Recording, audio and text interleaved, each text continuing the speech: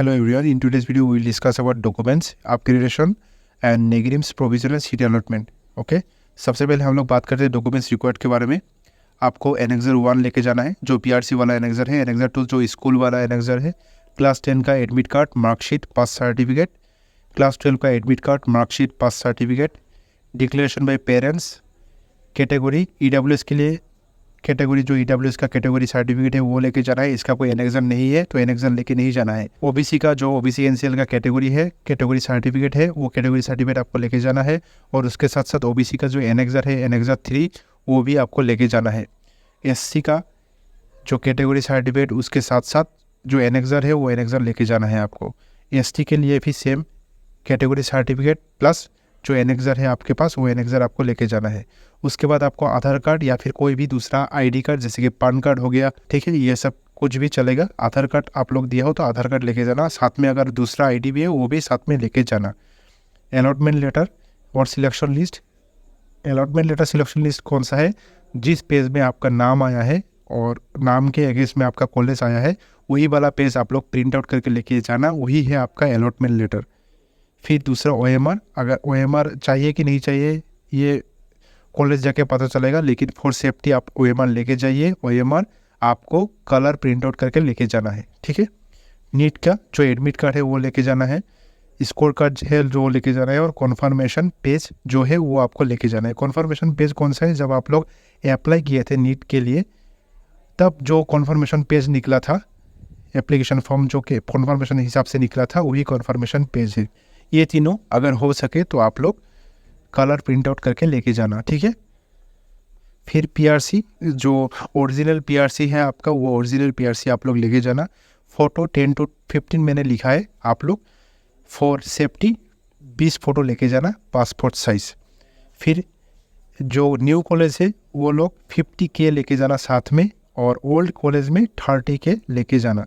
New college में fees थोड़ा सा ज़्यादा रहता है एडमिशन का, ओल्ड कॉलेज में 30K लेके जाना, न्यू कॉलेज में 50K लेके जाना।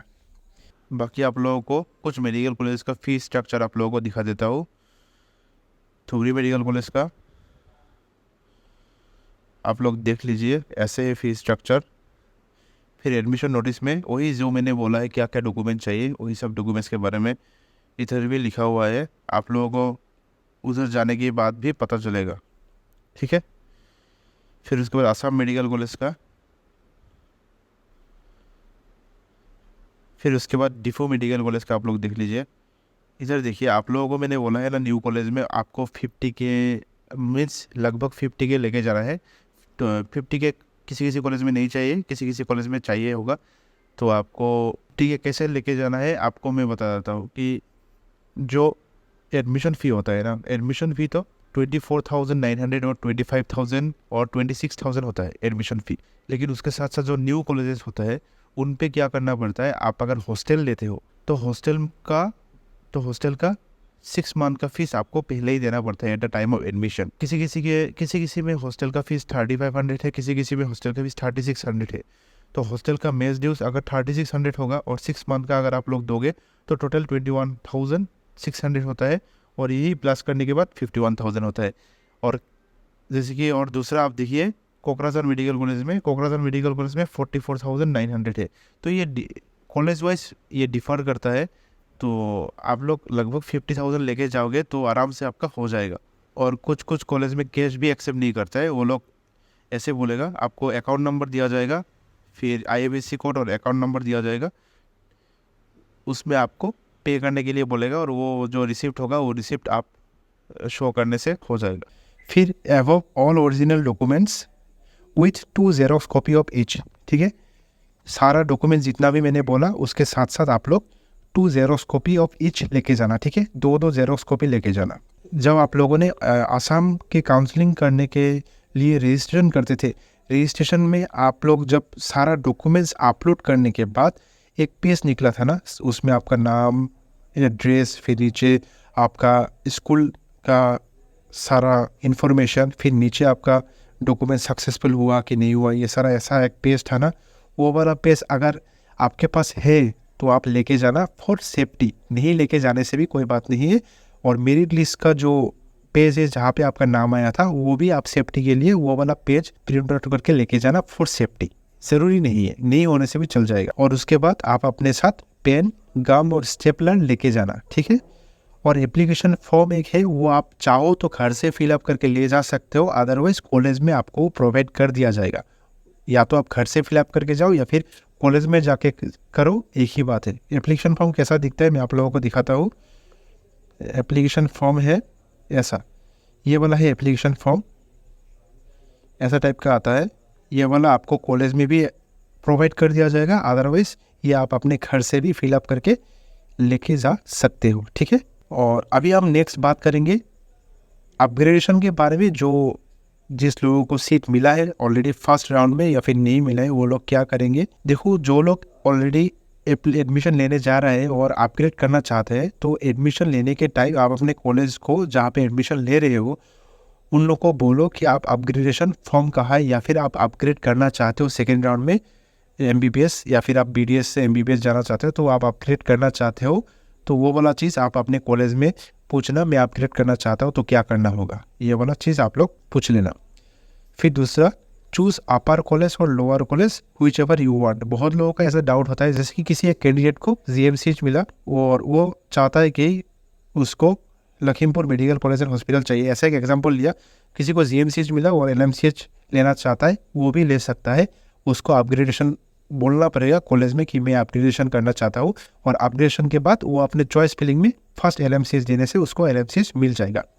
ऐसा नहीं है कि लोअर कॉलेज अपर कॉलेज, ऐसा नहीं है। आप अपग्रेडेशन कहीं भी कर सकते हो, लोअर कॉलेज में भी अपग्रेड कर सकते हो और अपर कॉलेज में भी अपग्रेड कर सकते हो। दूसरा, no need of registration, only choice filling. Second round में आपको नया से रजिस्ट्रेशन नहीं करना है। जो लोग फर्स्ट राउंड में रजिस्ट्रेशन नहीं किया उन लोगों को करना पड़ेगा, अदरवाइज सेकेंड राउंड में कोई भी नया रजिस्ट्रेशन नहीं करना पड़ेगा आप लोगों को। आपको सिर्फ चॉइस फिलिंग और चॉइस लॉकिंग जो फर्स्ट राउंड में भी आप लोग किए थे, वही सेम चीज़ सेकेंड राउंड में आपको करना पड़ेगा। फिर उसके बाद first college fee return after 5 to 6 months। अगर आप लोगों ने दो कॉलेज, जैसे कि फर्स्ट कॉलेज में एडमिशन लिया, उसमें तो एडमिशन फी आप लोग जमा करोगे। फिर जब आप लोग को अपग्रेड होने के बाद सेकेंड राउंड में जाओगे, आपको एक नया कॉलेज मिलेगा, तो उसी कॉलेज में भी आपको एडमिशन फ़ी देना पड़ेगा। जो फर्स्ट राउंड में आप लोगों ने एडमिशन लिया था, उस कॉलेज का जो फ़ी होता है वो रिटर्न होगा 5 to 6 month बाद, ठीक है। थोड़ा सा टाइम लगता है, इसीलिए आपको दो कॉलेज का फीस साथ में रखना पड़ता है। कितना रिटर्न होता है मैं आपको बोलता हूँ। आफ्टर डिडक्शन, जैसे कि 25,000 अगर एडमिशन फ़ी है, उस एडमिशन फ़ी से 3K माइनस होगा और बाकी 21K जितना है वो आपको आपके अकाउंट में मिल जाएगा आफ्टर 5 to 6 months। फिर सेकेंड राउंड में बहुत सारे लोग ऐसे डाउट करते हैं कि हम लोग BDS से MBBS जा सकते हैं। कि आप MBBS से MBBS जा सकते हो, किसी भी MBBS कॉलेज से दूसरे MBBS कॉलेज में अपग्रेड कर सकते हो अगर सीट खाली हो तो। फिर BDS से भी आप MBBS जा सकते हो, सेम टू सेम। अगर कोई ऑल इंडिया चला गया और अगर सीट वैकेंट रहता है तो BDS वाला MBBS के लिए अप्लाई कर सकता है। MBBS कॉलेज का चॉइस फिलिंग करने के बाद उसको सीट अलॉट हो जाएगा, वो BDS वाला MBBS जा सकता है। और किसी को मान लो NA करके आया, नॉट अवेलेबल वाला आया, मीन सीट मिला ही नहीं, उसको भी BDS या फिर MBBS मिल सकता है। और या फिर NA से NA भी हो सकता है अगर सीट खाली ही ना हो, आपका मार्क्स बहुत कम है। जैसे कि जनरल का मान लो आपका मार्क्स 570 है, आपको अभी भी NA लिखा हुआ होगा। अगर आप लोग सिर्फ MBBS कॉलेज भरे हो तो आपको भी सेकेंड राउंड में भी NA ही लिखा आएगा, क्योंकि उतना नीचे तक तो काट ऑफ जाएगा नहीं और कॉलेज वैकेंट रहेगा नहीं, ठीक है। तो आप लोग ये सारा डॉक्यूमेंट्स अपने साथ रखिए और साथ में दो कॉपी ऑफ ओरिजिनल डॉक्यूमेंट्स जितना भी है उसका साथ में रखिए और आराम से जाइए। जिसको भी सीट मिला उसको बेस्ट ऑफ लक।